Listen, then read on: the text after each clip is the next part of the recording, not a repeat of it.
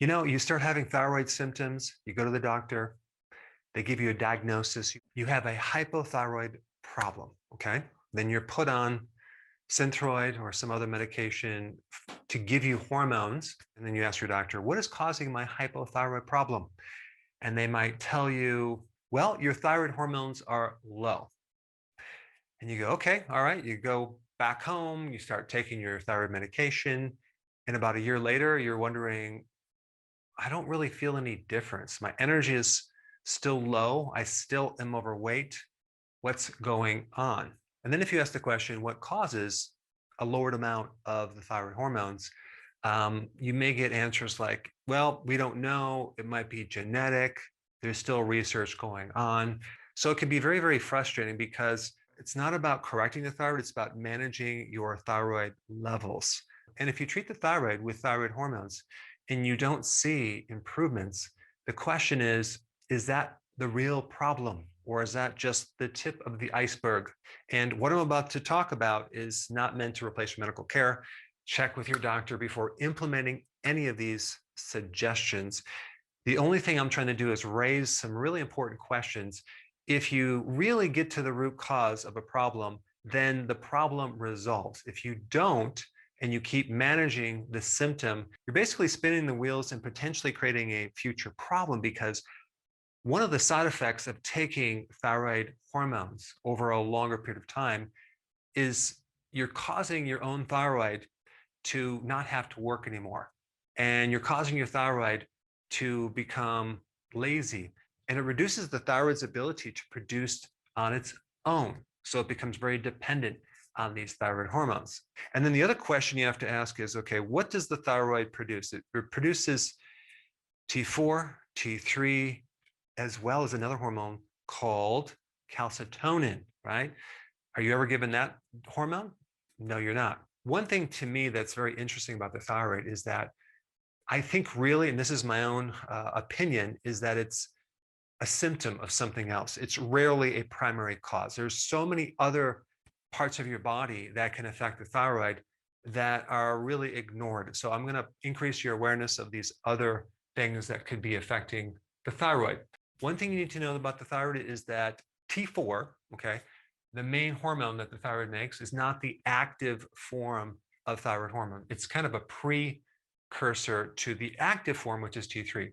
And the 3 and the 4 really represent the number of iodine molecules that are attached to this protein hormone. So when the body strips off one iodine, it becomes active. And 80% of this conversion happens through your liver. So if there's any problem with the liver, whether you have a fatty liver or has cirrhosis or it has inflammation, that can affect the conversions. And so here you are treating the thyroid and ignoring the liver. That could be one mistake.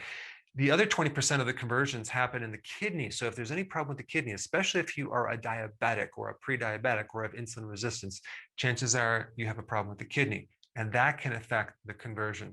You also need selenium, okay, for this conversion. You also need zinc for this conversion. And there's 2 other additional hormones that are very, very powerful in not only blocking the conversion, but messing with the production of thyroid hormones. And that would be number 1, estrogen. This is why you see so many women start developing a thyroid problem right after pregnancy, both hypothyroidism as well as hyper, okay? But most cases of thyroid are an autoimmune type problem, where it's not really a thyroid problem at all. It's an autoimmune, it's an immune problem that is developed after either a stress event or a spike in estrogen. It just so happens that estrogen does control or help regulate the T cells. And the other hormone that I want to mention is this cortisol. If cortisol is too high, it basically paralyzes the immune system, and that alone can set you up for an autoimmune problem, including Hashimoto's, which is basically about 90% of all hypothyroid type situations. Now, since the great majority, like 90% of all hypothyroid problems are really Hashimoto's, then we should also talk about the gut, because you have like 80% of your immune system that starts in the gut.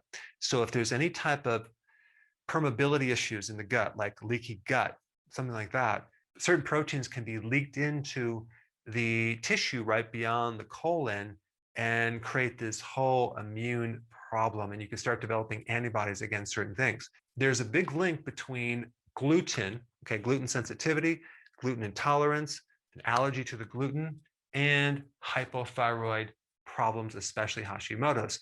A lot of people, when they get gluten out of the diet, all of a sudden get relief with the Hashimoto. So that's a really important factor. I wouldn't just go gluten-free. I would go grain-free completely.